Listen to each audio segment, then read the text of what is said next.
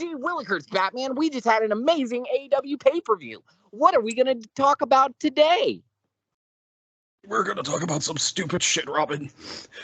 We're going to talk about some matches. And don't worry, I'm an equal opportunity crime fighter. Good. What's going on, y'all? Good joke. Man, look, real talk, bro. That was a badass pay-per-view. It was a pretty good pay-per-view. It wasn't all out 2021. Not going to go there. Or, WrestleMania 30 or Capital Punishment.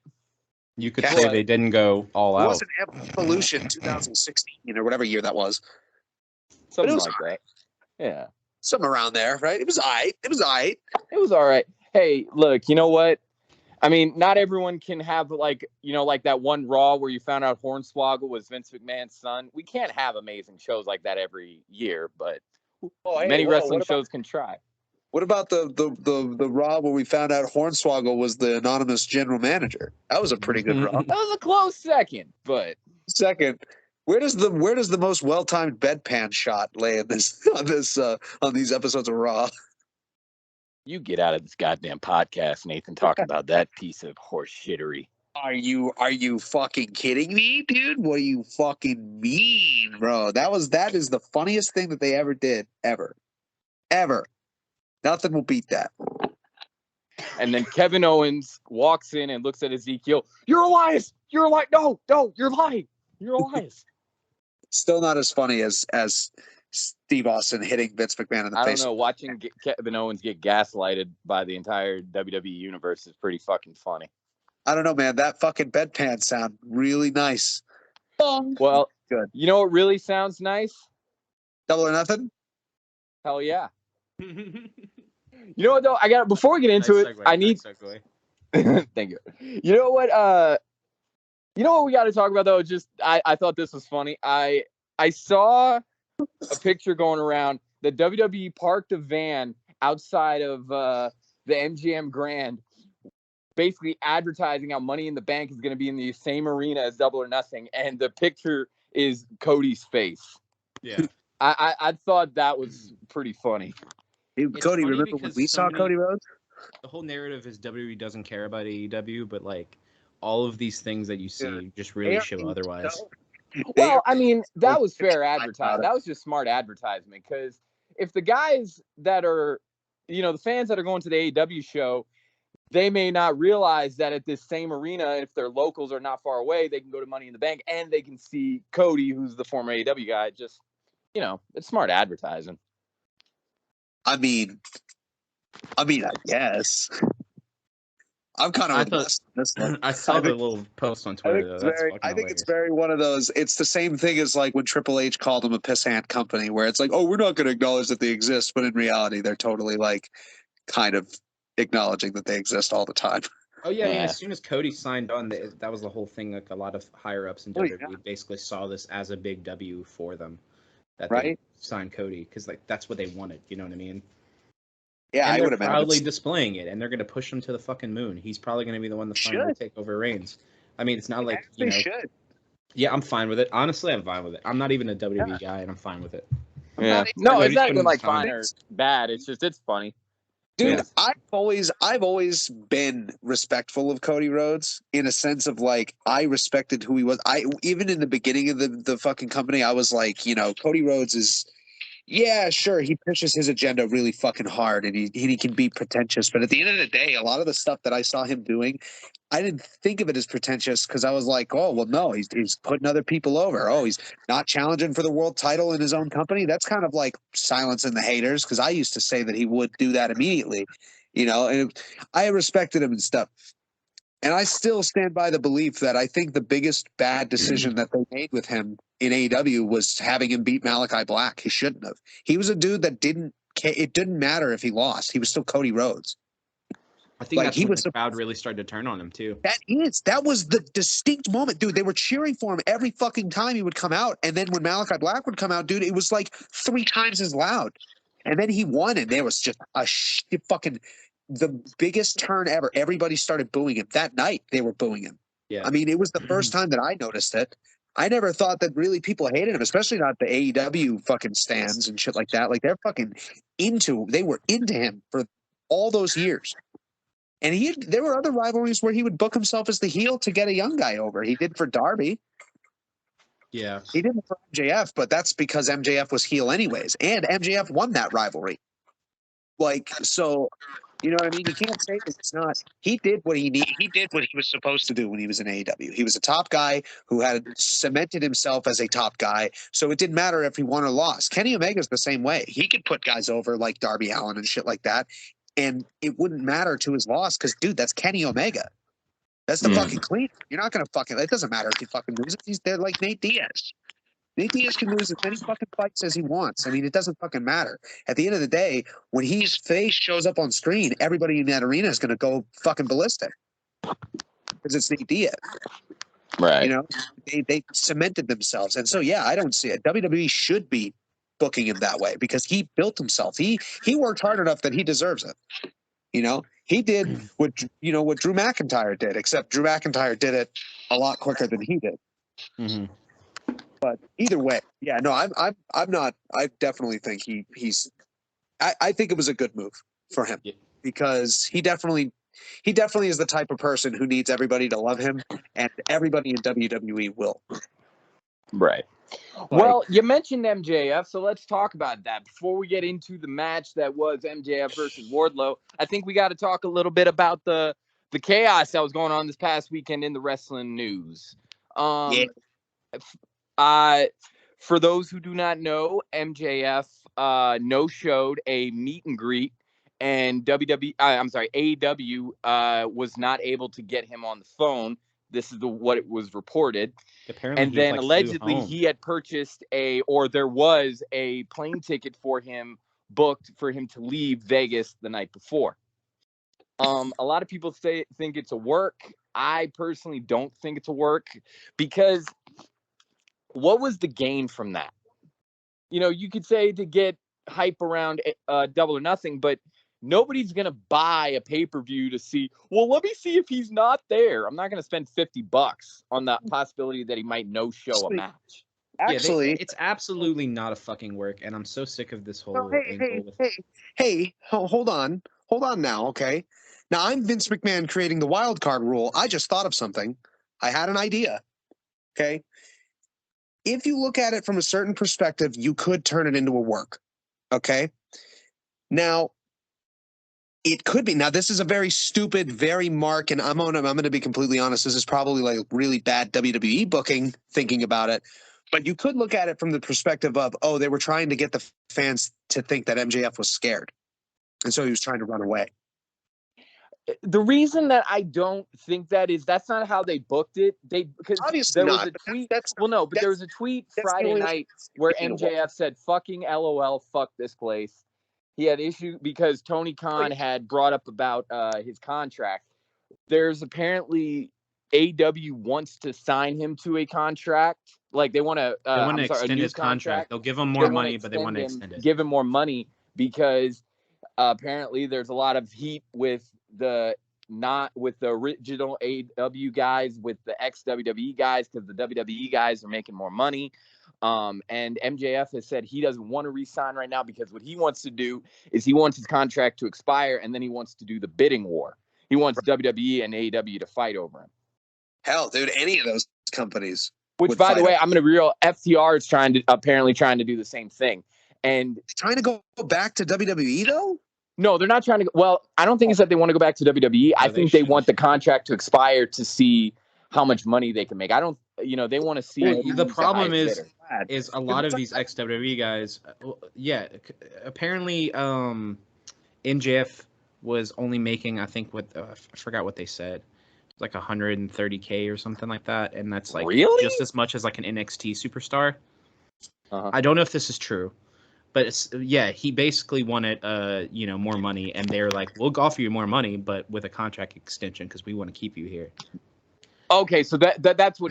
That's the animosity. He wants his money now, and they said, "We'll give it to you, but with an extension." But you got it's got. And him and Tony Khan have been butting heads with that because and you kind of like you can't blame Tony for it because honestly, like No, I don't made blame it known him. in all of these fucking interviews that he's honestly listening to it like this, dude. I don't even think there's really a bad guy in this situation. They're just at an impasse. It's business. Yeah, I was gonna say. I think this is one of those situations where you can't get mad at anybody.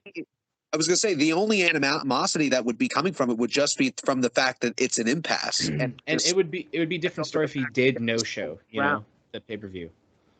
I don't think he was ever going to no show the pay-per-view because the reason I say that is that night, one, if he no showed a pay-per-view, like a big pay-per-view event like that, he fucked himself over in a lot of ways because now you got the reputation as a guy, unless he's going to come out and say that Tony Khan or somebody in the AEW official did some mad disrespectful shit. Yeah.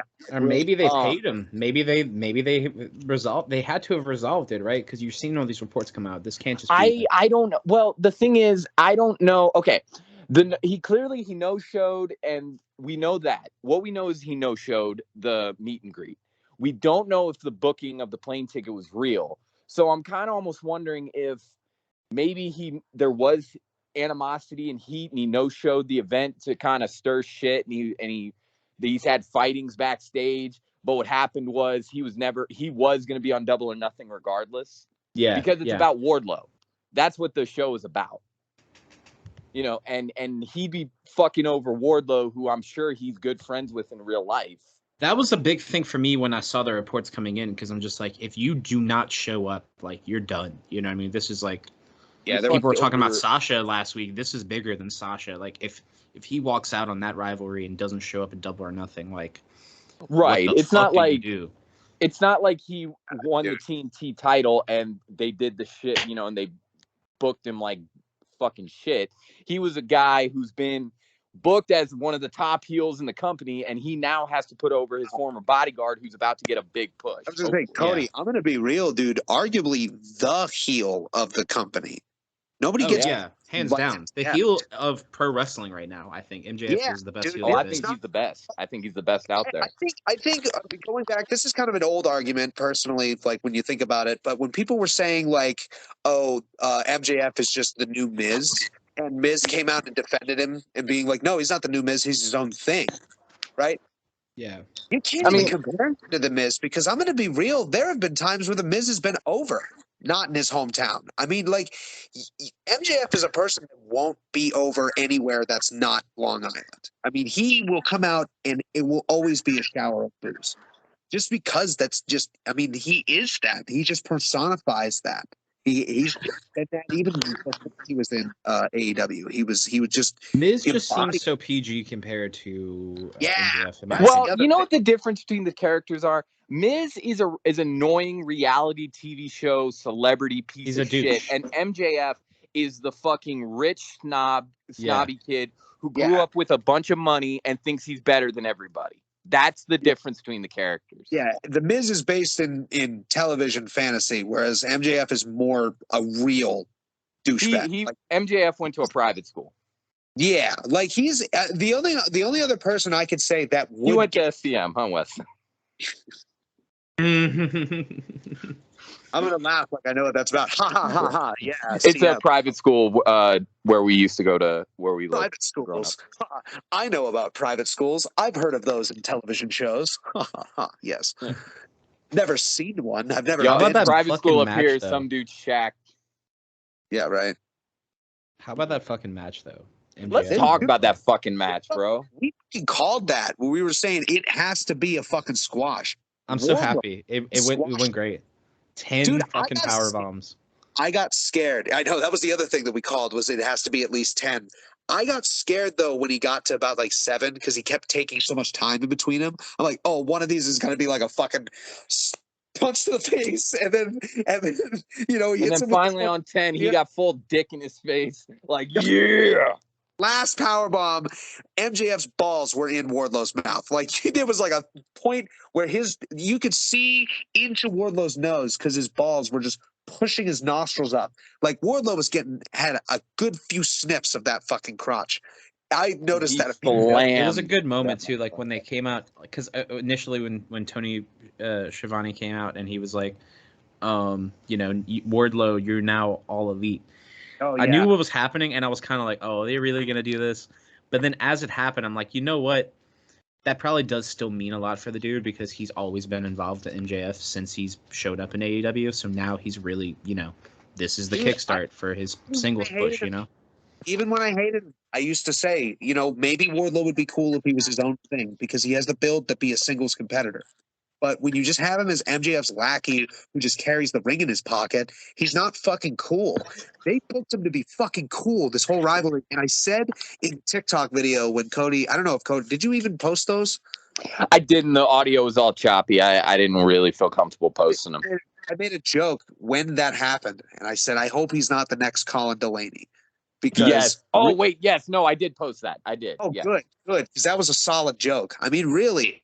If the journey to AEW was the story and they're just not going to do anything with him, I'm going to be sad because he got really over on that rivalry. I mean, dude he's going to be over, bro. He's the new Batista. Fuck, he's Goldberg. MJF, he's Batista. MJF has this is the perfect long-term storytelling done right. Oh my God, yeah.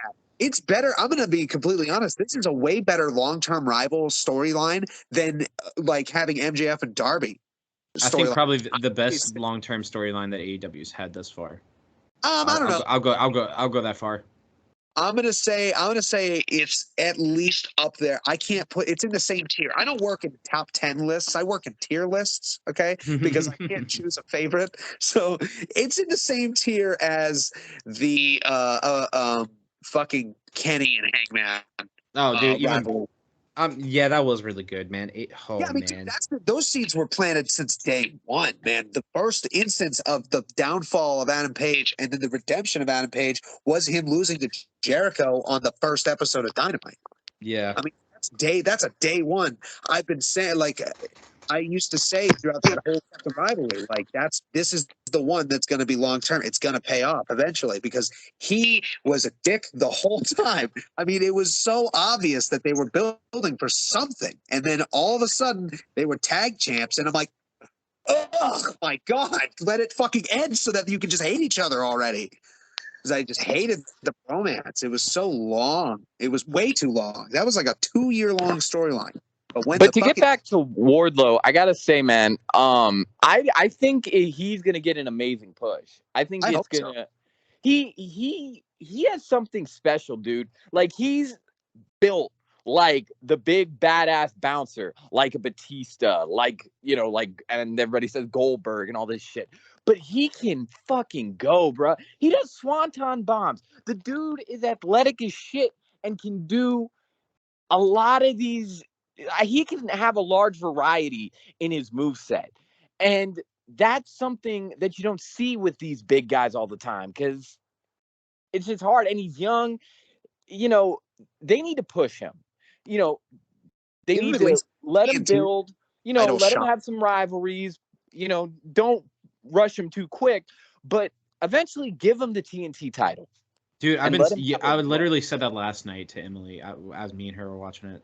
That he needs the TNT belt. I think whenever they're done with Scorpio Sky, I think they should have him take the belt. And between now and then, figure out his character. I mean, Wardlow's cool, and he has depth, and we like him. But Wardlow have depth. Now it's the time where you gotta introduce him as a solo guy, not just as MJF's bodyguard who could do power bombs and the crowd was because truthfully we only saw that first promo after he turned on MJF, and it wasn't a bad promo. It was definitely different to hear him speak because he was incredibly well spoken, but didn't sound exactly how I thought he would sound. But I mean, he definitely can do it. He can do promo work and shit. So yeah, it's just a matter of I wonder what they're gonna really book him in next because it's got to be something. If I'm going to be completely honest, though, it's got to be something above MJF, not lower. Yeah, well, see, here's you want to hear my dream. My dream is, I believe, in my heart of hearts, I really, really want him to be in a tag team with Brian Cage. I mean, I just really want it. They would be so cool as a tag team. Brian Cage can stay off of AEW as far as I'm concerned. All their promos mad boring. Promos would be in the gym, snorting whey protein. They're all fucking posing and flexing in mirrors because they're huge and jacked. They both come out and rip ladders apart. God, the Brian Cage. You fantasize about that, don't you? Dude, I do. That is that cool. If Powerhouse Hobbs joins in, it's like, hey brother, you got room for me? Yeah, man, let's all flex. Stop it, Cody. Hulk Hogan becomes their manager, and they're just like, Stop 4 men with 24-inch pythons. They all got gold gym T-shirts on. Gold gym, dude. No, they are wearing Planet Fitness T-shirts. Can't fucking afford Gold's Gym. You kidding me? This is Brian Cage we're talking about. You're right. I'm sorry. They're not ex-WWE guys. They're not making that kind of money. No, they're not. Wardlow, I think, has only been in AEW, if I'm going to be completely honest. I don't know what he's done. I don't know. I don't know anything about him. But hey, guys, you want to talk about a match that wasn't only in AEW, and that's Young Bucks versus the Hardys. It was a great match. It was a good match. Wow. I had to throw that in there because I just remember when they had it on Dynamite, it had the vibe that they were trying to tell us this was a dream match that has never been seen, and it was like they've done it. The Rock versus John Cena. I was about to say I've seen it at least twice. Yeah. Once in a lifetime. Great match. There was a spot, and I'm sure you guys heard and probably saw as well, where Jeff looked like he was kind of hurt, and I remember having the reaction, watching it with my girlfriend, and kind of being like, "What the fuck?" And sure enough, reading about it later on, people were like, "Yeah, is Jeff okay?" He just looked like he took a hit midway through, and he was in the corner for a good chunk of the match where Matt had to carry like the last like. Yeah, I think I know what you're talking about. Yeah, I think I remember that. He kind of. It looked very improv. It looked like Matt had to run in and kind of bring attention back to himself. Exactly, because I don't think I'm thinking of the same spot. I don't remember exactly. I remember seeing Jeff Hardy tag Matt in, and he kind of collapsed. Yeah. Something about his fucking ankle, but he seemed fine by the end of the match. So I don't know if he just braved through it, if they just played it off. It was an excellent match, man. Good chemistry. They can still go. Swanton, bro. That's what I was thinking. I'm like, the only thing that I could think of that would have injured him was him not even counting to 3 and just being like, once I get to the top of this turnbuckle, I'm just gonna fucking go and swantoning onto the fucking steel steps.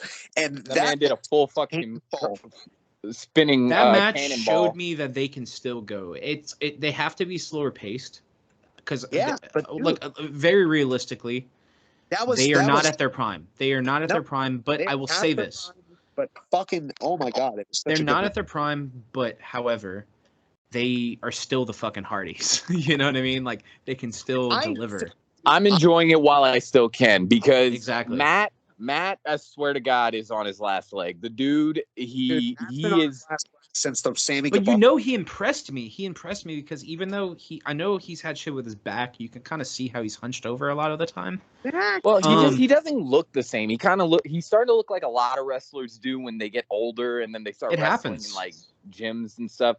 You can just tell he's But what impressed me last night about that though is while I do agree with you, he has looked like he's getting older a good bit more, like he's aging more rapid for his age, but he looked really impressive out there. Like he did a lot of spots where he got back up hella quick. You know what I mean? Dude, you guys are missing the fact that like he was almost more fast paced out there than Jeff in some moments. And that was what surprised me because Jeff usually looks better. I mean, man, the rivalry he had with Sammy Guevara was the moment that I knew that Matt Hardy still had it. All right. Oh yes, abso-fucking-lutely. That match, dude, where they went all over the fucking arena and literally it was practically.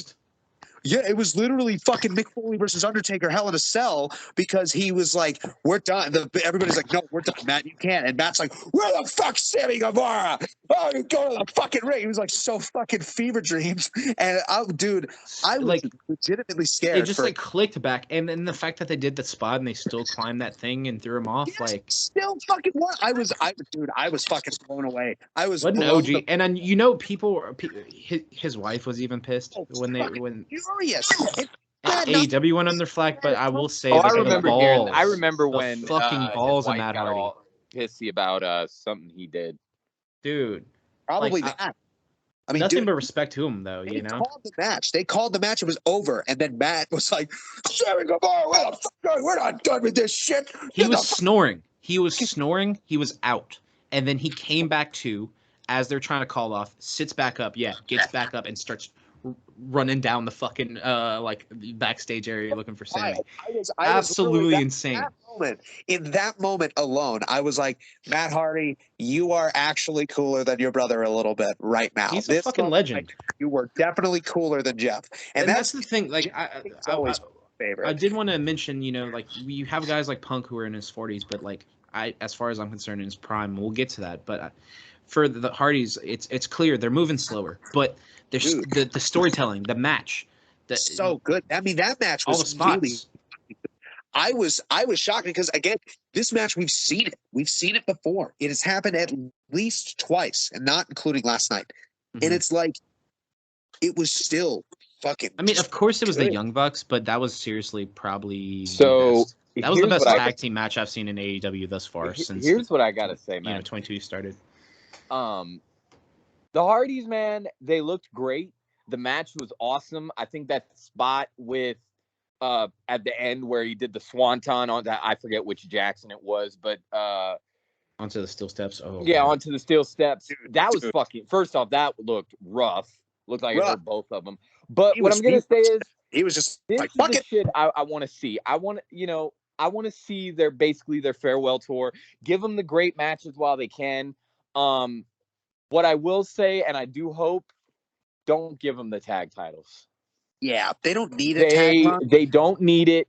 I know that they kind of talked about them getting the tag titles and it'll complete their collection because then they've won tag titles in every major company. But the problem is, well, maybe not in New Japan. I don't know if they ever wrestled there, but well, they did win titles there. That's for sure. Well, I actually have a different take on this, but I'll let you finish. But I think let them ride off into the sunset. They're too old, and I just don't think they're going to be able to put on some of the matches that they need to be champions. Let the younger guys do it. I know Punk won the belt, but I just don't see the Hardys as the same.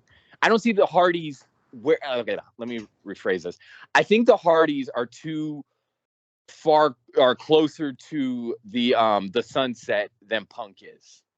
Punk. Yeah. Oh, of course. But here's the deal: they don't have to have a long championship reign. Now, hear me out here.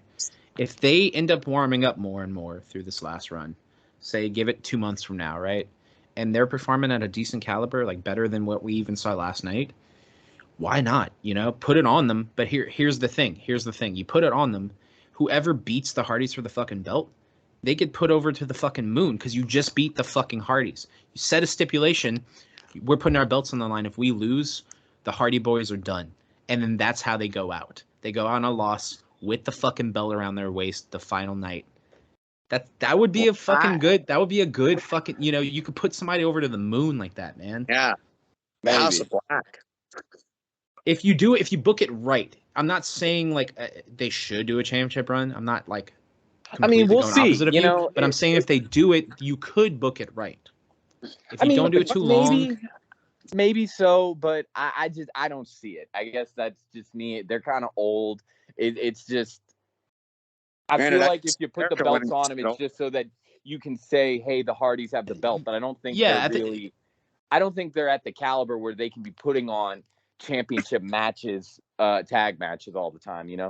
They can go more than fucking Jericho, and you made a good point there, Nate. If they could put the belt in fucking Jericho, they could put the fucking belt on the Hardys. They put the belt on Jericho first, dude. They put the belt on Jericho first. Because look, Jericho's a legend as far as I'm concerned, but come on, man, he's a fucking cringe. Well, but hold on, but in defense of that, they were starting a company. They needed a guy with name recognition, and Jericho is one of the best name recognition. Yeah, it was. At that but time. He had that belt for a while. Kenny. Huh? You could have slapped it on Cody or Kenny, for fuck's sake. Dude, they couldn't. No, they couldn't have. It wouldn't have been taken as seriously. No, they'd have looked at it as, so the guys who have office power. They absolutely put it on Jericho at the start because he was a big name. That's completely agree. 100% what it was. It was a lot more of a dire situation than it is now with the whole pool of fucking talent they have now. Now all the guys, a bunch of guys on AEW have made their name that were there day one, and then they have like half the roster is ex-WWE guys. Yeah, my only thing here is like at the end of the day, AEW, hell of a roster. They have good tag team divisions. I mean, look, maybe Blackpool Combat Club at some point tag champs. Otherwise, though, Hardys can go with the rest of them right now. Oh, absolutely. We'll have to see how it's looking, but they can go just as well as the rest of them. So I don't think if they ever get the belt, I don't think it should be a long reign. But if they get the belt for a short reign, I wouldn't be upset. That's all I'm gonna say. But I mean, I'll move on from that. But yeah, well, I just say that. Hold on, before we move on, because you brought up the roster and it made me think of something that I thought was kind of funny and interesting. If you look at the roster at face value of AEW right now, and not the booking, not looking at the booking, not looking at anything, the way that they perform or anything, just looking at the roster and the amount of talent. And you had mentioned that it's basically just AEW originals who made a name for themselves, and then most of the roster is ex-WWE guys. That really reminds me of TNA back when I was a kid. Where it really is just a bunch of ex-WWE, WCW guys, and then AJ Styles, Samoa Joe, and Abyss. At the end of the day, though, it's not crazy to say ex-WWE guy because you know how many people WWE signed on in the last fucking 10 years and fucking shat out? Well, no, that's true. No, Is true, actually. I didn't think about it that way, Weston. You're absolutely correct. That is true. Ex-WWE guys going into TNA was a very different situation at that point, too.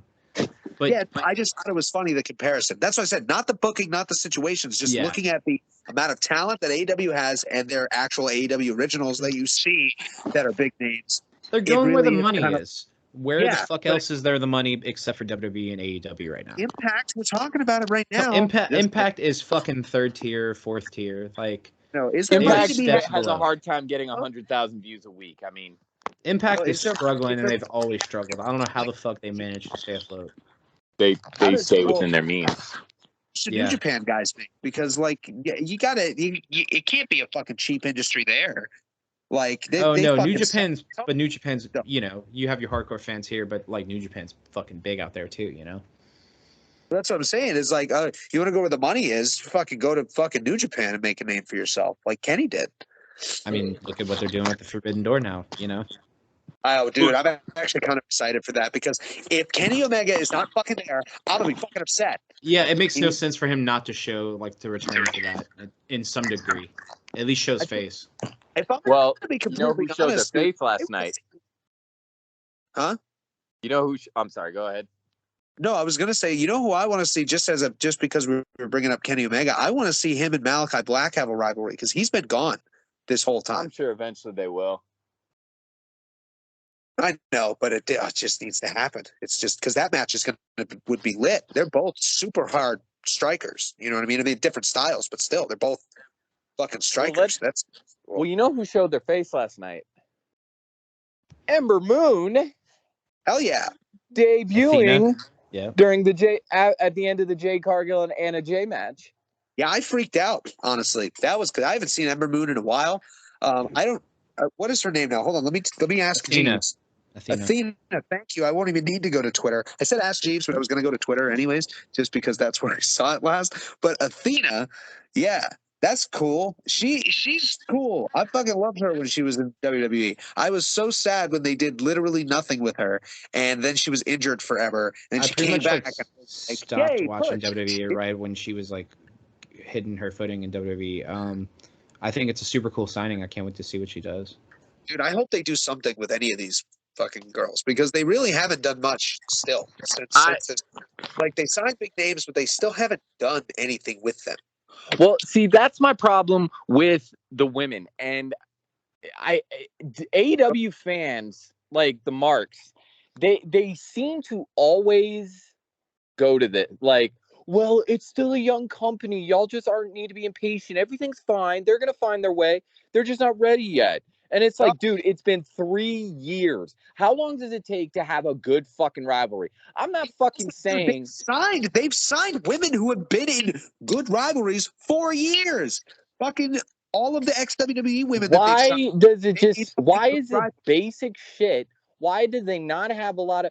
The fucking rivalry that seemed to have the most fucking depth was Hikaru Shida versus Serena Deeb. And even that was like, what? Why? Yeah, you're right. They tried so hard to make you care, but we were like, we don't care about that one. Especially when you fucking... That was a fantastic rivalry. Which one? Thunder Rosa and Britt Baker. That was good. That was good. I was a big Swole and Britt Baker rivalry way back. Yeah. That was a good rivalry that went nowhere because the finale, the climax of their whole fucking rivalry was a dentist office match. And I was like, really? Like, really? Just have a fucking match in the ring, please? Because they didn't. She was injured the whole rivalry, but I was loving it because Big Swole was cool. Just, yeah.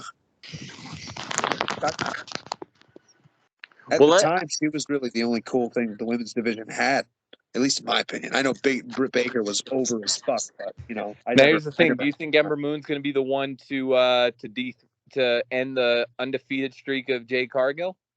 No, dude. Or like Tony Storm or something, yeah. Dude, Maki Ito is going to come in from the fucking woodwork, okay? And they're going to fucking build around her. I'm kidding, bro. It's time for Mickie her James to pass is that come title. Back. I've said it a million times, but it's time for them to pass that belt along. To who? To somebody, anybody else but Jade. Blue Pants? I don't remember what her name is now. Oh, the librarian? Yeah, I don't remember what her name is now. I just remember that her name was Blue Pants in NXT, and I never remembered her name after that. So okay, yeah, she showed up during Jade's match, right? Correct. Who? Ember Moon? Yes. Athena. Yes, Athena. So I don't know where we're going to talk about this. I don't know if we can just kind of skip ahead to this, but there's something I do want to get off my chest about the Britt Baker match, Britt Baker and Soho. We're going to talk about it in a little bit. We'll talk about the whole Owen Hart Foundation finals in general. Okay. Well, we can do that now if you want to jump into that. If that's okay. I mean, I don't know if we were trying to stick to an order. No. You're good. So we're not professional here. Nobody's listening. Yeah. Of course, like we can start talking about the tournament, but I do want to. This is one thing I want to go back to Dynamite for. You have the Owen Hart semifinals with the women, and you have Soho and Chris Statlander in the ring together. Now, did you guys watch this shit? Did y'all hear the fucking boos after Ruby won? Yes, I did. I don't remember. I didn't. Right. Dude, it's been so long. Because every time when we do this, I always fucking forget what happened on Dynamite, and it always fucks me over in the end. But yeah, this is stuck with me. This is stuck with me because I think it's fucking bullshit. Look, there's no disrespect to Soho. I think she's a great talent, but Statlander has been in the company since practically fucking day one, and she has clawed her way, got injured, came back, and then I think she's on one of her better runs right now, honestly. Yeah, I mean, well, granted, she was snubbed. She should have won. Rivalry right now. I think that was complete I guess they didn't want Britt Baker to fucking beat her because at the end, Baker was the one they had in mind to win it. So I guess long term, it kind of makes sense if I think about it that way. But I just feel like it's time for Chris Statlander to like get a fucking proper push. She's one of the best competitors. I don't think Ember Moon's going to be the one to dethrone fucking Jade Cargill. I'm hoping it's Chris Statlander. I don't think Statlander's gonna be the one. I don't think. Jade. It would be cool, but probably not. But it would be cool too, because I mean, dude, it was one of those things. When she was injured for that whole like fucking year, she was when she debuted or whenever she debuted. I don't remember the first time I saw her because it was year one sometime. But whenever she debuted and stuff, I didn't think too much of the gimmick and whatever. I just was like not behind it. I was like, whatever. But then she got injured, and all of a sudden, I realized that was when I really realized how bland the women's division was. And I was just like, well, at least Chris Statlander had something. You know what I mean? Like people cheered for something. And I loved Hikaru Shida, but I mean, everything was all the same except for like Hikaru Shida and I guess Nyla Rose. But I think that was during the time when Nyla Rose was champion, and that was just a fucking I hated that time. It's just rough because it's just rough because like I mean I understand the long-term booking there. It's like okay obviously Britt Baker was going to win that tournament, but it's just I don't know, man. I think it's time for Statlander to get some get a proper push here. Something. Now I agree. I think Statlander needs a push. I I honestly, my biggest complaint when it came to the tournament wasn't even so much that. I mean, yeah, that I agree 100% that there's no real reason Ruby Soho should have been in the final. They barely booked her well since she came in. She came in, immediately got a title opportunity, lost, and then you only see her on Dynamite when she's. You ever notice she's always breaking up fights backstage? She just happens to always be there when fights not even break just out. breaking up fights, but always is just there. Like, oh my god, this person's injured. What's going on? Right, and, like, she's always there. Like, are you okay? Yeah. Person, like, so you're kind of like, all right, well, okay, that's fine. You're there, and then for some reason you're gonna beat Chris Statlander, who basically who had a comeback and was moreover. Made no sense. But to me, my biggest complaint is, why did we have Toni Storm and Britt Baker on the same side of the bracket to where they wouldn't face each other in the finals? Wouldn't it make more sense, since that was the story of the tournament, to have the finals? You don't want to have Toni Storm and Britt Baker? I could assume, yeah, I could see where you're coming from on that, but also at the same point, if Britt Baker was planned to win this whole tournament, I don't think she should have won that match against Toni. So I could see why you wouldn't book it in that situation. It would have done the same thing that it did to Ruby Soho, which is she won a tournament, got to face Britt Baker for the title, lost. So if you look at it from like, but at least she made it to the finals. She didn't make it to the semifinals. And Britt Baker's a heel. Let her get all the heat. I get they had the whole speech afterwards, but most of the fans got over the fucking boos and cheers. You know, I don't think they would have booed the shit out of Martha Hart. They weren't gonna boo Britt Baker. Nobody fucking hates Britt Baker. It made for a nice little moment with they would have booed Britt Baker, but also Toni like Storm in the finals. Maybe, but dude, she was always over. Britt Baker is over. It doesn't matter about the fucking heel shit. I know it's just a tournament and like the memory of Owen Hart and everything, but like, why have like two of your heels get, to win the tournament? Like, because they're boyfriend and girlfriend in real life. I know. I think it was just mainly for the moment because, like, yeah, they had the picture. Seth and Becky of AEW. Okay. What, you sure that's not Sammy and Ty, dude? No, because Sammy do fucking things together. Yeah. I fast forward those. I gotta say this though. This is what I don't understand. What I'm kind of disappointed with the payout, like the payoff of the tournament. It's cool that Owen Hart gets to be remembered and everything like that, and that's great.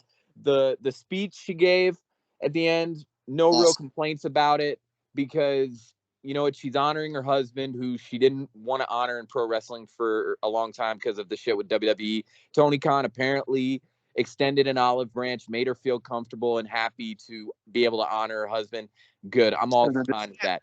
But why? But what? So you win a cup and you win a belt, which I'm assuming the tournament next year, if you win the tournament, you're then going to go on to face Adam Cole or Britt Baker for the belt. I imagine that's what the idea is. Either that, or it's just going to be a belt to put around both of them so they can walk around backstage with a belt on. But wouldn't it have made more sense to have like an award, like you get to, here's an idea I had. Why not make it AEW's version of Money in the Bank? Why not with that you get like a little chip or something, and you get to when you cash it in to get your title match whenever you want? Why can't they do something similar to Money in the Bank? That would be a smart idea, but you know what? Make the tournament actually like exciting and don't make an Andre the Giant Battle Royal. That's what it was. It was indeed an Andre the Giant Battle Royal, wasn't it? I think the tournament was handled like, I don't know. I like the tournament. I just feel like I don't know. I like their tournaments and stuff. I think it was really a meaningless tournament. Like, not because of the Memorial Day. Like, it was great. It was beautifully done. But I mean, like, as far as the prize goes, like, I remember I found out, I think, during the match last night, or no, it's like last week or something, that the winner wasn't getting a title shot. I was like, well, why? What are they fighting for then? Yeah, I feel like that would add like such a good stipulation to that whole tournament. It would That's what the stipulation for every single one of their fucking tournaments is either inaugural champion or shot. And they didn't have it for this one, and I was completely drawn back. I was like, what? Why not? Why not? The only reason I could see a tournament like this without any type of like a tournament like this, if you're not getting like a title match or something that can progress the story of the show, then it should be for young guys to get them over. Except the people that you got over were Adam Cole and Britt Baker, two people who are well established in pro wrestling, main event players, and they don't need a push like that. They're also both super over in AEW already. That's my point. That's what I'm saying.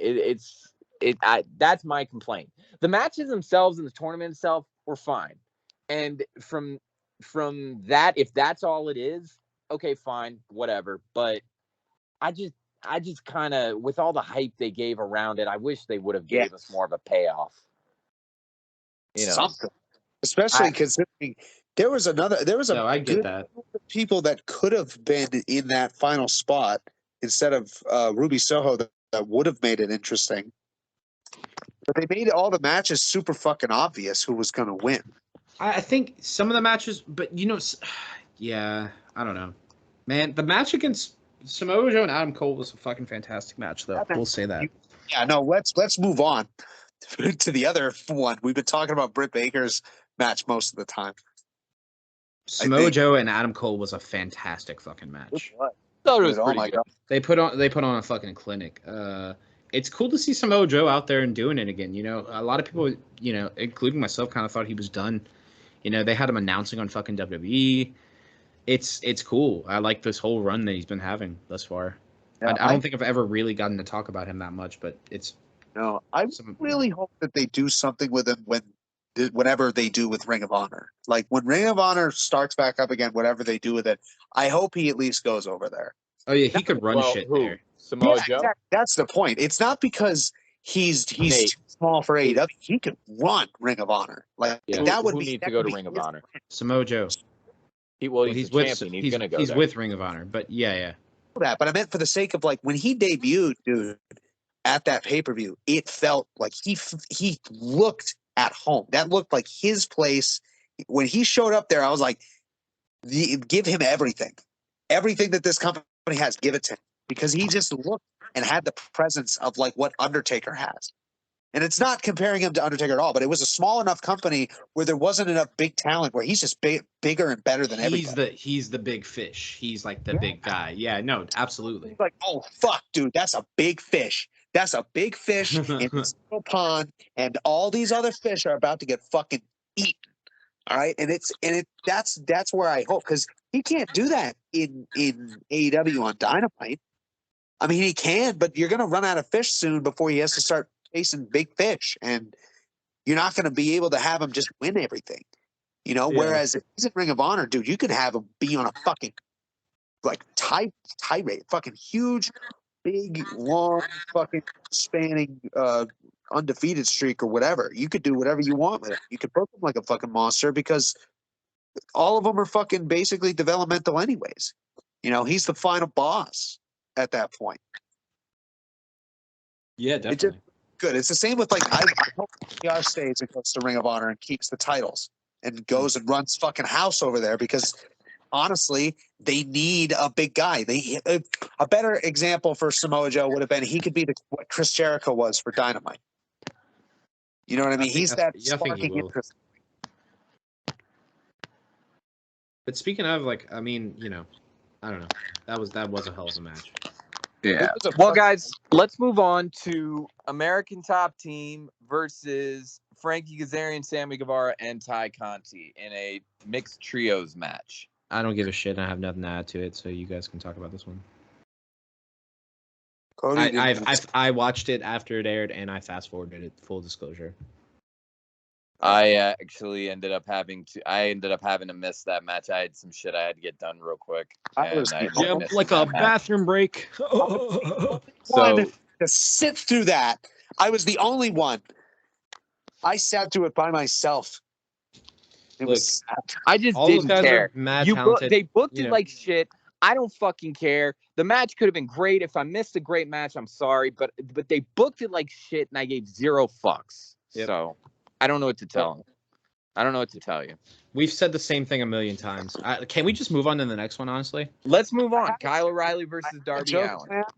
I had a joke planned, but I actually don't remember what it is now. So I guess we continue. There was something Kyle I O'Reilly thought was funny, Oh, but I don't remember what it was. It was something about Sammy Guevara and Ty Conti. Something about him when we were talking about it. Either way, it's just that match fucking sucks. You guys were better off. All right. You saved me. Oh, I remember what I was going to say. I was absolutely just so excited for that match to be over because I knew at the end of it we were probably done with the storyline. I had said that from the beginning. They showed it up when we were watching the buy-in. They showed the thing and they showed the promos for it, and I was like, "Oh God, yes! Oh fuck yeah! I'm so excited! I'm so hyped for this match to end because I want it to be done." That was what I wanted to say. We can move on now. Yeah, that's about the only good thing is the whole thing how they're like, we are finished after this. You're not challenging for the title. It's like, okay, cool. Thank God. Neither of them can challenge Frankie, fucking Scorpio Sky for the title. The problem is you're not going to you're not going to find any creative way to make me invest my care into American Top Team. So like, as long as Scorpio Sky is still the champion, I still don't give a fuck. No, because the only way that you can make me invested in the TNT title right now is whoever the fuck you're going to have him face next. Because break fucking Scorpio off and make him a singles competitor, then maybe I can buy into it. But like, I don't give a shit about American Top Team. I don't give a fuck about Paige Van Zandt. I don't give a fuck, Man, dude, I can't even agree with that because do you remember face Scorpio Sky? He wasn't any fucking better, dude. Like it wasn't much better, but you could at least do something more interesting than American Top Team. No, I remember every week he would come in and do this weird Face of the Revolution fucking bullshit stuff, and I would just look at the TV with my friend who was watching it with me, and we'd be like, "Shut up! No one cares. No one cares." I mean, I literally just could not give a fuck. I've never given a fuck about Scorpio Sky ever. Anyway, so what? Kyle O'Reilly versus Darby. Yep.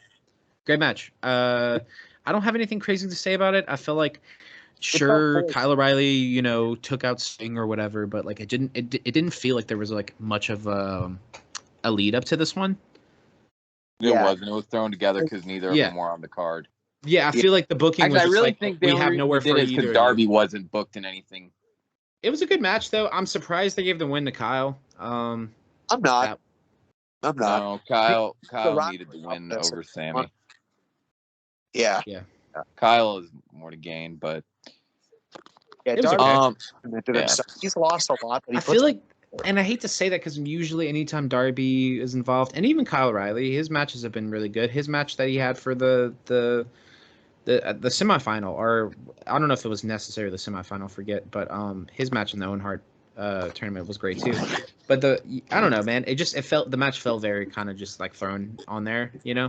They did what they could, and there were some good spots, but it was really good. It was a pretty good match. It just very much did feel forced. I totally agree. Yeah. Well, guys, let's move on to Thunder Rosa versus Serena Deeb. Are we skipping the House of Black match?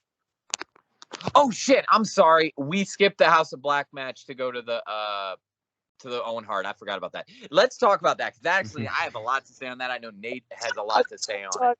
You keep not saying it. I'm like, dude, I'm about to fucking explode right now. Let's talk about the House of Black match and talk about what we've been begging for fucking. You've been blue balling Nate this whole episode. He's like waiting to finally release talking about the fucking House of Black. Wes has been blue balling me since you were like, because I knew House of Black was after Wardlow. I knew it was, and you were like, "Can we talk about the Owen Hart thing?" And I'm like, "Okay, yeah, we'll talk about the Owen Hart thing. That's cool." I'll just sit back in my chair. We'll talk about the Owen Hart. To be honest, I totally forgot about the order, but dude, oh my god. This match made me so happy, and I was actually anxious because I really, really, really liked both teams. I love Death Triangle personally. I loved everything about them from the beginning. But this match gave me anxiety because the House of Black needed to fucking win. If they lost and they tried to do if they did what they did with Cody, I swear to God, dude, I would have. Oh my God, I would have been screaming at the top of my lungs. It would have meant the difference between the Fiend and then being regular Bray Wyatt. Yeah, or the difference between disqualifying the Fiend, disqualifying Seth Rollins and burying the Fiend as a little pussy, dude. I couldn't stand it. I was so fucking anxious the whole time, and when they won, all I felt was relief. Well, actually, no, I felt excitement because they won because Julia Hart showed up, which, yay, round of applause. Dude, I was so fucking ready for that. I had a feeling it was going to show up for the Me too. It took me by surprise somehow, even though I should have known that was going to happen. I called it. The Blondes were going to be there as well. Like, I was hoping it was going to be a post-match thing. Well, like, that's what I thought too. I thought what was going to happen was I thought that they were going to that House Black was going to win. They were going to beat the shit out of Death Triangle. Then the Varsity Blondes run to the ring, get their ass whipped, and then Julia Hart joins the House of Black. I thought it was going to be something along those lines. Yeah, let's just hope it's not going to be one of those things where, like, the next week they're like, we can cure her and, like, try to make a huge work out of it. And it's probably going to be, I mean, now it's going to be the Varsity Blondes are going to probably, like, I don't know, they're going to push hard for their rivalry. I know, but I mean, here's the thing, though, is that you can keep the Varsity Blondes on fucking dark, dude. Yeah, well, dude, they're gonna be there because I mean, they're just gonna ignore it. They don't care that Julia Hart left. Like, oh, okay, bye. Well, there might be one match where they lose again, but I hope it's not a whole rivalry. Because if House of Black has an entire fucking rivalry with the Varsity Blondes until the next pay-per-view, I'll put a gun in my mouth. That will be skippable moments for sure. Oh my god, dude! I would very put him in a better fucking put him against like fucking Blackpool Combat Club, dude. No, because maybe not because they would lose. They would lose. Okay, but both of those teams do not have a big enough status because one have to be better than the other. That has to be like a final class. Like that's a down the line thing for both of them because they're both kind of relatively new. I mean, the rivalry that they're in right now, and I'm talking about Blackpool Combat Club, all right? That rivalry seems to be more like on the build, on the rise. You know what I mean? And it's the same with House of Black. Let them fight someone meaningful first, because neither of them are really meaningful in the tag division yet. They just are big in our minds. You know what I mean? We think they're big, but the life of a wrestling fan is, oh, my guy doesn't get pushed. Oh, great, I have to see the person I hate get pushed. Oh, fuck Charlotte Flair. I mean, seriously. You know, so it's like they're not big enough, either of them, to start beefing with each other yet. You got to let them build. I think if you're going to – House of Black needs to fight or needs to beef with somebody who's super face. Like a superhero face, like someone like Top Flight would be a good idea. But obviously Darius can never stop not be injured. Martin is not there, but Darius unhealthy Martin, I guess, would be the best way to put it. I love Darius, by the way. I wish he was I wish he was healthy. Maybe that's the way to put it. Darius, I wish fantastic match, and I will continue to say this until it happens. Put a fucking belt on Pac. I'm going to say it. Put a fucking belt on him. Put the TNT belt on him. If not Wardlow, then him. Yeah. Pac is a fucking beast in the ring. He would carry that fucking belt and make it count for something. Right. I don't know. Have House of Black versus American Top Team and have American Top Team lose. And then my God. You have Pac take the belt off of fucking Scorpio. Win-win. Dude, I want to see Malachi Black kick the fuck out of fucking Dan Lambert's face. I want to see it. I want them to spit that shit in Dan Lambert's face and then fucking make it happen. Brody keeps in and body slam, just that sit out tombstone to him. Just Man, they're so cool. That match really, I think, redeemed that. Like last night was a really good night for the House of Black, in my opinion. I know that the past few weeks, fantastic match. You know, it was a good match to end that rivalry because we've said it already that shit was going on for too long.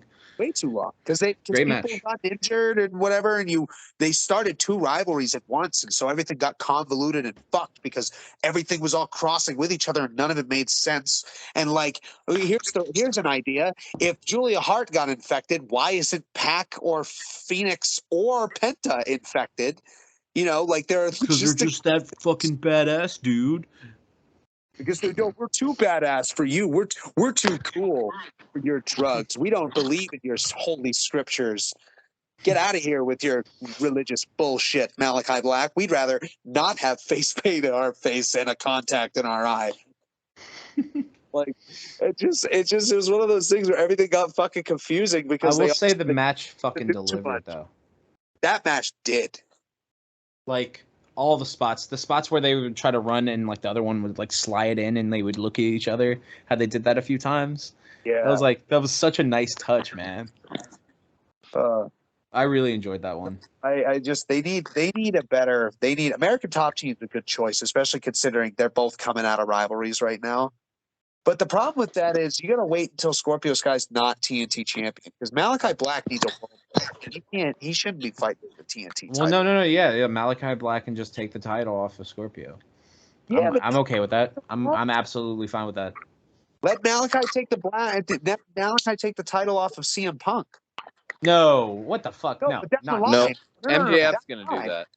Down the line, my guy. I'm not talking about tomorrow. I'm not talking about fucking Wednesday, all right, or on Rampage. I'm talking about like fucking Danielson take that off of him. That would be a match. Danielson's in tag division right now.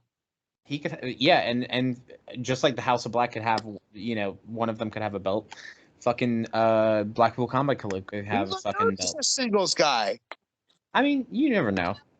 Dude, we're getting ahead of ourselves. I think I'm. Well, guys, you want to know before? Hey, let's talk about another champion. Let's talk about Thunder Rosa versus Serena Deeb. Oh yeah, you did mention that. The match was fine. I'm not a big Serena Deeb fan.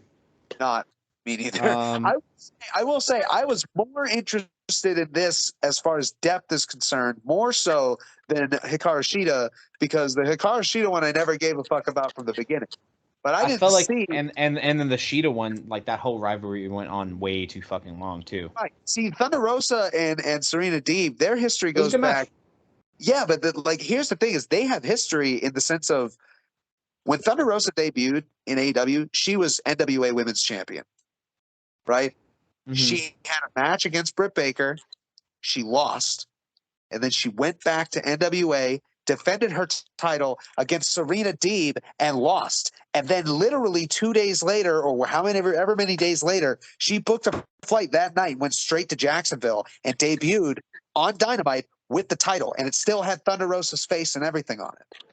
You know what I mean? So there was the history there. Serena Deeb had beaten her before for her title. And it was like, oh, that's kind of cool. But at the end of the day, I don't give a fuck about Serena Deeb because they booked on AEW. I know. That was one of the problems for me. It was just like I didn't care about the rivalry at all up until the fight. The fight was good though. It was an all right match. I mean, I'm happy. I'm really, really happy that Thunder Rosa. I want to see Thunder Rosa like in a better rivalry. Like put her with somebody who has just some more pull. Because I feel like Thunder Rosa is just fighting kind of Serena's okay, but you can't make me believe that she's a big threat, and I never thought she was a threat, and I knew Thunder Rosa was going to win the match from day one. Do you like how in one of her promos leading up to the thing, she did mention the Straight Edge Society because she did say that she shaved her head to get ahead in this business. I was like, ha ha! I remember that. But nice. At the end of the day, she's just not interesting. The Professor of Pro Wrestling gimmick that she has, or whatever Serena the Thousand Dweebish holds, I don't care. I just don't. I just am not into it. And it's something that bores me. And I mean, I'm a fucking snot-nosed brat from the fucking woods, so what's my opinion matter? But it doesn't, it doesn't do it for me. Well, I gotta agree. The match itself was good. Serena Deeb is not a bad wrestler, but no, I didn't care about this match. I felt like she was a weird one to have Thunder Rosa face at Double or Nothing. Yeah. Just because I feel like Double or Nothing is like the WrestleMania of AEW, so that should be where the biggest matches get. And Serena Deeb just wasn't a big wrestler throughout the year. I don't understand why Chris Statlander couldn't have faced her, or somebody who had a little more of. They needed a heel. They needed a heel to face her. I guess, but she's early on her title reign that she's gonna have to get enough wins over enough people, and Deeb is somebody. Hell, even Nyla Rose. Yeah, but nobody wants to see Nyla Rose in the championship picture again. I don't think. At least we've seen enough of it. And not to say anything against her, I think she actually has put on fantastic matches. But it's kind of like we've seen it. Let's move on. Yeah. We're not at the time, and I've said this about every title. We're not in the time where we need to start putting on multiple time champions yet. All right, especially not the women's championship and the world championship. Yeah, this shit's got to keep moving on. Yeah. Dude, that's how a company stays prestigious by having long reigns. You have a long reigning champion. That means your champion is doing good, and when he's starting to get stale, you switch it up. That's how you book a good champion. And when companies don't do that, and I say companies because fucking WWE has done it before. Fucking Impact did it. Fucking ECW did it. Ran themselves into the ground. When you toss the championship back and forth between 15 different people in a year, it doesn't fucking matter anymore because everybody's fucking champion. Everybody's been champion. You know what I mean? I kind of feel the same way when people, and this is not. I don't mean this as a dig in any way to the women's division of WWE, but when I hear things about like, oh, Charlotte Flair is a 14-time women's champion or whatever, it's like, yeah, that was in like 3 years. Laughable, yeah. Like you shouldn't have that stat yet. She's not even been in the company for 10 years yet. Right. You need to dial it back a little bit. I know you're excited because your women's division popping off, but dude, your women's division's popping off, but it's new. Spread it out a little bit. I mean, fucking let these titles, don't just hand flip back pop potato over 3 fucking pay-per-views and make them all a 3-time champion. I mean, even though her championship reign never really ended because she was in the championship picture for the past 3 months and was a champion 6 months before that. Like it doesn't do it for me. And it's the perfect example is fucking Sammy Guevara's title reign. And Cody Rhodes fucking becoming a 3-time champion and then Sammy winning it back to be a fucking 2-time champion. And then he lost it to fucking Scorpio Sky and then won it again, becoming a 3-time champion. I'm pretty sure. No. We're not doing this. We're not going back to that. No. I don't want it. It's like, I feel you though. You just stretched your championships out. That's what made Brody Lee's fucking title reign so good. That's what made Darby Allin's title reign so good. That's what made Cody Rhodes' initial title reign so good. Is that they were fighting champions and they were long-term fucking championship reigns. And when you don't have that, it just diminishes everything about it. You know what I mean? The TNT title needs to be refreshed. It needs to get away from everybody that's had. Scorpio needs to lose it even. Like you can't have a long title reign with him because it just doesn't make any fucking sense. Yeah. Too. I mean, it really just it doesn't make sense. I don't see where they could go from here. And anybody else, whoever comes next, needs to win it because we need a breath of fresh air. We need something new because really, I just am left with a bad taste in my mouth through this entire fucking year of the TNT title booking. Yeah, I completely agree, honestly. But man, you know what put a good taste in my mouth? What? These nuts. No, I'm joking. Anarchy in the Arena match. Yeah, that match was fucking sick, dude. Can we first off talk about how funny it was? Dude, why the fuck did the music play for the first like 6 minutes of the match? Why did the song not only play to completion, but then repeat? It was on repeat, and then for whatever reason, Jericho broke the soundboard. I don't know if that was a botch or that was planned or what the fuck. I don't know if Jericho was just like, why the fuck are y'all doing this? I'm going up there and breaking it, because that could have definitely been the case. I was watching that. It kind of ruined some of the spots because I was watching it and like marveled by all the shit going on, but then again, I was just Wild Thing. I'm like, oh my god, dude, what the fuck? It's like it's too much. No, but dude, I am work in theater and sound and shit like that. Okay, I've seen stuff like that. They said that he broke the soundboard. The thing that he picked up did not look like a soundboard because soundboards are fucking huge, especially for a fucking arena like that one. Okay, that looked like an external hard drive. Okay, that was a work. I'm going to tell you that right now as someone who works. That I don't know what the fuck that was. I'm sure it was. Yeah. Maybe they plugged the auxiliary cord into like an iPod. Yeah, unless that was like an iPod plugged in and him hitting it off the bar unplugged it from the fucking aux cord.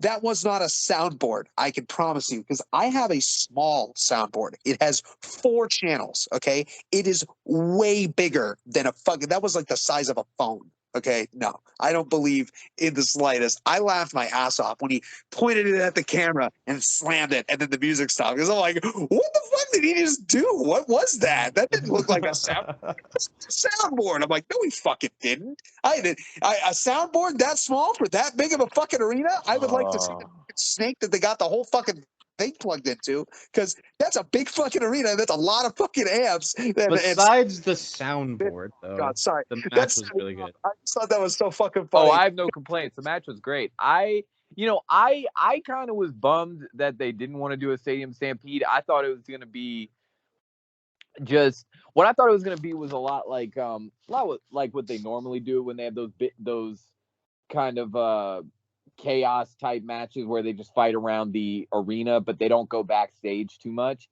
I was glad they did. I was glad they were like all over the arena, beating the shit out of each other. I liked until Botchamania, if you guys didn't notice it, but there was a moment where Moxley was in that little like wheelchair thing, and then he got Jericho into it, like punched him, got Jericho into it, and he was trying to turn it on.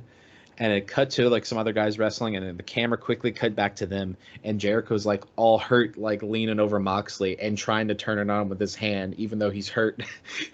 Like total like fourth wall breaking. Like Jericho's like, I'm gonna try to figure this out. Like even though I'm the one that's like supposed to be selling, I'm hurt. It's a commercial. Dude, like I laughed my ass off. It was like 5 seconds. I'm gonna try to find that shit and send it to you guys. Fucking insane. If I can send it, maybe you could put it on TikTok, Cody. You look that absolutely insane. I'm gonna try to find it. It just made me laugh my ass off. That was funny. But I enjoyed the match. There was some really cool fucking spots. The match. Really hoped that Eddie Kingston had set Jericho on fire. That was my only thing. Is like I felt that there was a moment where Eddie was just missing for too fucking long, and I felt like his whole thing actually, my girlfriend brought this up before I even really thought about it, and when she told me, I was like, "Oh yeah." The entire time they're selling it, Eddie's like talking to just Chris personally. As a matter of fact, Eddie did this promo against Chris for the countdown thing, where he was like, "You're bringing me back to a dark place." Yes, and by the way, amazing promo. Great promo. That promo made me feel comfortable. Say what you want about Eddie Kingston, but nobody sells a fight like he does. Oh, dude, no. I can't talk shit. That promo was amazing. I like Eddie Kingston because of how good he is on the mic. So, look, he cut that promo so personal to Jericho, but then my girlfriend mentions, she's like, why isn't Eddie going after Jericho at any, like, why hasn't he done that? And the entire match, they never had a face-off. He came out and was going to light him on fire, and then that was it. That was it. Yeah, and it's like, what the fuck? Because, like, all these promos were leading up to it. It was Eddie and Jericho. But, like, when it came down to the match, they were separated. That was my only gripe. I thought the match was fucking fantastic, but like you didn't give that payoff. You kind of, you know what I mean? Yeah, I pointed that out myself, dude. Like he didn't fight him at all, and then all of a sudden he comes in all blood soaked with the gas can, and it's like, oh, please. Which was insane. He looked like a fucking zombie going down that ramp. Fuck, dude, that would have been cool. It would have been. He looked like an extra from the fucking Walking Dead as he was going down that ramp. Like he looked dead in the eyes. They would have set something on fire. Like I was hoping there was gas in that can and something was getting set on fire. Whether it be a table, Jericho himself, whatever, just something. I mean, Cody set himself on fire to sell a match. Okay, come on, Jericho. And what's rough now is they're just going to set. It was going to be. I thought the finish of the match was going to be Eddie Kingston beating Chris Jericho. Yeah, dude, they never had any moment, and like I didn't think about it for like the first half of the match, and then she mentions that, and I'm like, fuck, what the fuck do we do? Like how, like I don't know, like just how do you book that? Like where that's the payoff. Eddie got in fucking Jericho's face. Jericho was fucking scared. The promo that he cut right before, and they never really had that proper payoff within that match, and I feel like besides that, like if that would have happened, that would have been a 5-star match. But like, I feel like you lose something there, you know. They're probably going to do a singles thing where Eddie's going to just be alone. But he's going to want Chris. I thought that too, but the problem is you just had that whole thing with Danielson at the end of the match. So now it's going to be Eddie versus Danielson. It has to be. Well, no, because could be, but you could do that shit afterwards. I guess I don't know. I just feel like they really made a point to like really have, you know. They even said a thing where some interview like Danielson's like, if I have to ask if I like Jericho or Eddie more, I would say I like Jericho, but that's just business or some shit. And it's like they're really selling hard that they don't fuck with each other. So it's it's gonna happen. Like probably next pay-per-view, I would say. Oh, probably so. So that's the problem. It's like you didn't have the proper payoff finish to this whole rivalry with Kingston and Jericho. It just like kind of dissipated. You know what I mean? That should have been the finish, is them two in the fucking ring, and they never were in the ring. Right. I don't know. I'm going too far ahead, but I just really feel like that was an undersight. You know what I mean? And AEW has been fairly good for not doing that too much when they make it obvious like that. Because when they make it obvious, they follow through. But they made it obvious and they didn't follow through. Right. I think, yeah. That's all, though. I'm sorry. No, I mean, that just fell off to me because I felt like they were really, they made it so personal, but they never had their fight. They never duked it out. Yeah. Well, I mean, yeah, that's probably going to be what goes next because I'm ready for Jericho and Kingston to be done with. That was a rivalry that I can. Yeah, that's true. They did wrestle like plenty. You know what I mean? Like they had like 2 matches with each other. So I guess it didn't have to be that finish. If I'm thinking about it logically here. Well, man, let's move on, dude. We are getting to near the end of the pay-per-view. Let's move on to the 3-way tag match for the AEW World Tag Championships. It was fine. I gotta say this. It was pretty cool. I felt like Luchasaurus kind of stood out in that match. I don't know. They gave him some good spots. He's a fucking mad talented. That man is an animal. Yeah. What did you just say? More of a reptile specifically, but yes. He's a what? Reptile specifically. No. Weston said something. What did you say? What is Luchasaurus? Finish that thought. I just said he's a beast. No, I heard a house and what did you say? Wait, what? I don't know. Maybe I'm just fucked up. Doesn't matter. Either way, yeah. No, he's a fucking animal. That guy, Luchasaurus, is a fucking dinosaur with a PhD. Don't you forget it. Or is it a master's degree? Well, I don't really know what the difference is anyways. But either way, college. He went to college and he went there for a long time. That's all that matters. And he's a dinosaur who wears a lucha mask or fights in a lucha style. I don't know what the fuck his point is. But either way, he's a dinosaur, and that's cool. He always stands out. Fucking Luchasaurus is the shit. I love Luchasaurus. The fucking choke slam moonsault or standing moonsault fucking combo that he has. The thing where he fucking kicks like 3 people at once. Like, there's so many cool spots that he does. Right. He is the match itself was good. The problem is I feel like I can't remember too many great details about it because this is where we get into story time. It is so hard for me to finish the pay-per-views because they fucking go so goddamn late and I'm tired. Yeah. I get up in the morning and so do the rest of us, but go on. Well, not all of us. I did. I'll tell you what. Anyway. I get up early in the morning and it's like I'm like, all right, let's wrap it up. And I was like, fuck, okay, we got the tag match. All right, so I'm watching it. Great match, but I'm exhausted while I'm watching it. So, not a whole lot I can say on it because I was kind of like not really retaining a lot of. I've had that happen to me so much, man. It's not even anything against the talent. And it sucks from our perspective because we have to podcast and talk about it. Right. But there's just life gets in the way, dude. You know what I mean? It's the match. I remember I liked it. It wasn't bad. I really thought Swerve and Keith Lee were gonna win. But I did too. I really thought that was pretty much the end for Jurassic Express. So I'm interested to see who's going to beat them because it's not long, man. It's not long until they're going to drop it. I knew that this wasn't going to be the one because I couldn't see either of those teams being tag champs. And it's nothing against Ricky Starks and Hobbs. It's just Ricky Starks and Hobbs don't seem like a tag team to me, just like Swerve and Keith Lee. Well, Ricky Starks. Well, yeah, I thought Swerve and Keith Lee were going to have it too, honestly. Well, to be honest, I thought Swerve and Keith Lee because they got the name. They clearly want to push these guys, but both of them can't be pushed as a singles competitor. Exactly. So it's better to push them as a tag. You kind of get more of a Kenny and Hangman situation where they can be the champs for a while, and when they lose, you can break them up and they can go their own way, and they could build a good rivalry. But I guess they didn't want to do that.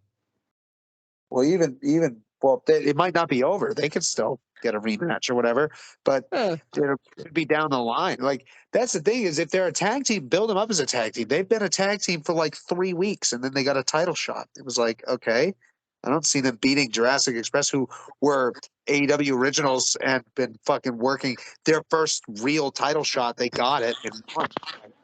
Right. You know what I mean? I mean, they've had, I think, a couple attempts to get title shots, but as far as like real title shots like they had and won with, I don't think they've really had that. And if they did, it wasn't really significant because they weren't big enough yet. You know what I mean? Like, they were ready for a tag team title run, and I'm glad that they got it personally because they were always a team that I hoped would get the tag titles at some point. I really was sad that the Lucha Bros were a fucking transitional tag team champion because they were only champs for like literally a month, not even. Like, it was really sad because they deserved a long reign. But fucking Santana and Ortiz, Proud and Powerful, also need a title reign too. I mean, personally, they're a tag team that could be fucking tag champs and could run the tag division. Personally, I fucking love them. They're fucking badass. But that's neither here nor there. As far as the match goes, the one thing that I remember from it that stood out to me was, if I remember correctly, it was Keith Lee did a over the top rope like aerial move. Yeah. I don't know. It looked rugged to me. I remember looking at it and going, "Whoa, that was rugged." It was like he jumped and like flipped way too quickly, and it looked like he slammed his head off the apron of the fucking ring. And it looked rugged. That's all I remember. I need to go back and look at that. That was the one thing that I saw. Was like, whoa, fuck, Keith Lee, my man. He does some ballsy shit, dude. Yeah. But it was like it was like he was going for a fucking like a soaring, swanton type thing over the top rope, but he flipped way too quickly, and then just gravity took him, and he fucking like just kind of went off the ring. And I was like, "Oh God, man, are you okay, dude? Your head looked like it hit the fucking ring there." Ooh, I don't know if that was a botch or what. It was. I mean, it was good. It was it was fine. They did great. The match was awesome, but that was the one thing that I remember from it, just being like, "Oh wow, that was fucked." That's funny. Yeah, I'm not even saying it as a botch. That was more of a compliment of just like, Jesus Christ, I didn't know that Keith Lee did shit. Oh yeah, he I've seen him do some crazy shit, and it's kind of wild. A lot more graceful than what he did, but I just was blown away. So athletic for his size, it's fucking insane. I love the Spirit Bomb, by the way. I don't know if that's what he calls it, or if he even does that anymore in AEW. But that like sit out last ride where he elevates him and then fucking sits out, the huge impact. Dude, he is so good at that. Like, that is such a fucking badass move, and I love that. Fucking powerbomb. That variant of the powerbomb looks punishing. So what was the next match? So now we are coming to our main event. That is Hangman Page versus CM Punk. Ooh, fuck yeah. Good match. You know what? Great match. I'm glad Punk won. Really glad Punk. End of the finish was kind of, I don't know. I'm kind of interested to see where they're going to go with it for Adam Page, because I'm glad the title's off of him, but now it's like, figure out how to get him back to where he could be a champ again. That was the best match Hangman's had since he's won the belt. Yeah. He was on. Look, Hangman looked good out there. Like he did. I've never seen somebody look so fucking good and put over the belt in one night like that. Like he fucking shined in that match, and Punk as well. Holy shit!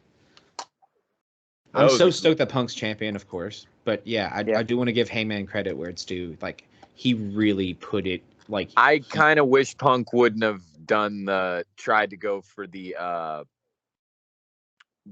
buckshot twice, just because that was gnarly on it, like fucking knees. That, and then also, holy shit, the fact that fucking Hangman did the go to sleep to fucking Punk, dude. When that happened, I like shot up. I was like, oh, dude. It was all sold well. I think everything was fairly executed, like pretty fucking good. Like that was seriously one of my favorite singles matches I've seen thus far this year in AEW. Yeah. Definitely one for sure. I mean, he's had good matches, but that one was good. Like his match against MJF was awesome. That was better than I thought it was going to be. Like that match was better. That Page showed up more than I thought he was going to. Fucking Punk was excellent. You know, like it was a good fucking match. Dude, absolutely. You could tell he was ready. Like you could tell that was a championship match. Let's just hope that he holds it for a little while. Now, that's what's the more interesting thing is really it's just like what are they going to do with Punk now? I think if you're not going to do a fucking super long year one, let him do like a Hangman run where he had it for like 6 months or so. You know, let the popularity ride a little bit, and then hand it to a long-term fucking champ, a dude who's going to hold it for like a Miro or a Malachi Black or something. You know what I mean? And that's not dissing CM Punk. That's more along the lines of putting somebody else over. You know what I mean? Where it's like CM Punk has that he has the potential to hit a ceiling fairly quickly because he's already taken out a lot of tough guys, and they're going to be rehashing that. But also, like I don't know, man. I get really excited when I think about this ring because the people he could fucking fight. Oh man. No, I imagine no. It's not. I'm not saying that is what they should do. I'm saying that's what they should do if they're not going to do a year-long thing. Like if they're not going to go long-term with this and book him good for a year, they need to. I think at this point, he has the potential to hit a ceiling fairly quickly. And if they don't figure out a way to break past that by giving him good booking for like the next at least 6 months, you know, why keep the belt? Like he was facing guys like Ryback when people said that was apparently his best run, but like I really think this championship run right here has the potential to be the run of his career, if booked correctly. If booked correctly. It's interesting to see though. I'm looking forward to it, guys. I mean, it can be a lot. This can be, some people are saying that it might be, he might just be a transitional champion. I don't think he will be. I think they're going to give him a legit run. Because if you make him a transitional champion, then then he's just hit the ceiling, and now what the fuck are you going to do with him for the rest of the time he's in AEW? Because that's always the chase, you know? He's finally got after that chase, started off very small, you know what I mean? Faced a lot of lower tier guys and kept moving up ahead. And I love the way this all played out. I love the way these months have played out since he's gotten onto the roster. They didn't rush him into the position. They didn't slap it on him like he's fucking Goldberg or some shit. The fact that it slowly worked into this, and he had a fucking 5-star match with Page. It's exciting, man. I'm really curious what's going to be his next feud. We'll probably get a good idea of that Wednesday, I'd imagine. I would imagine so too. I mean, I don't think they're going to waste any time. But yeah. Well, guys, that was our beautiful pay-per-view, Double or Nothing 2022. What overall, if you had to give this pay-per-view a grade, what would you give it? I would give it a check plus, which is the highest esteemed honor you could get from the privacy of my mother's basement. If it was a bad match, I would have given it a minus. But no, it was a solid it left a good taste in my mouth for sure. Most of the matches left a good taste in my mouth. I would give it a 5 melons out of 2,000 carrots. Good ratio. You can figure out the math for that one. No, it was great. It was great. I'm fucking around. I thoroughly enjoyed it. Super stoked that Punk has the belt. All the matches were executed well. I know I talked shit about House of Black last episode. I will say they fucking looked great on the pay-per-view. Everybody looked great. Even the talent that I don't usually fuck with sometimes. You know, I still have my opinions about, you know, a few things, but we talked about all that already. It's exciting. I'm excited to see what they do next. All right, guys. Now here's I want to just ask one more question before we sign off. Name an MVP from the pay-per-view. My MVP, like my favorite? Yeah, your personal MVP. Or I'll tell you what, let's do this. Let's do match of the night. What do you think the match of the night was? Oh, well, dude, I have a prejudice, but the House of Black match was my favorite match of the night. Okay. I literally was like, I was started to become distracted for most of the thing. I stopped everything that I was doing when that match was on. Punk versus Page. Weston, what'd you say? Punk versus Page. Punk versus Page. Nice. 5-star. Yeah, that was a pretty good match. I can agree. I think that was my favorite match I've seen Page in since his match with Omega, and that was my favorite match I've seen Punk in. Period. Since he's joined AEW. Maybe MJF is tied. That was a really good match, the dog collar match. But what? Yeah. Oh, okay. I'm sorry. Obviously, but just I think as a wrestling match, that was Punk's best match since he's joined AEW. I agree. Can't agree. For me, the match of the night's got to be Anarchy in the Arena. Man, it was a great match, but I just didn't get my payoff. But I'm not, you know, that. I thought it was fun. I thought the match, it was a really fun match. The ride was fun. So I got to give it that. It was interesting. It was different. It felt kind of cool, but weird. And it was great all around. Fuck yeah. It was an interesting match. Again, like I said, I started to become very distracted throughout the rest of the night after the House of Black match because I was just so turned on. Yeah, very turned on. I was very, very into it. Sitting in my bed. Oh wow! You were like, oh, I wish Julia Hart would spit on me that the way. No, it's not Julia. It's not Julia. He was thinking about. He was thinking about Malachi. Yeah, I was thinking about Malachi. I wish he would spit on me that way. The amount that I just want to be held in Brody King. Spit on me, Daddy. Like what? I want you to spit your black mist in my face. And then as I gently pass out, I want you spit some of that black mist into my butthole real quick. No homo or nothing. No homo. But can you coddle me with your big arms, Brody King? Hold me into make me feel safe. Anarchy in the Arena match was great. Fucking House of Black match was great. I will say, I think honestly, you know, constructively looking at it in my head, I mean, I don't know. I would say all of our picks were like top 3 of the night, honestly. Oh yeah. There were other matches that just didn't seem like they should have been on the card. One that we didn't talk about, and I'm glad we didn't, was the Hookhausen match, because I really it was not like, I just don't care, really. I didn't mind it.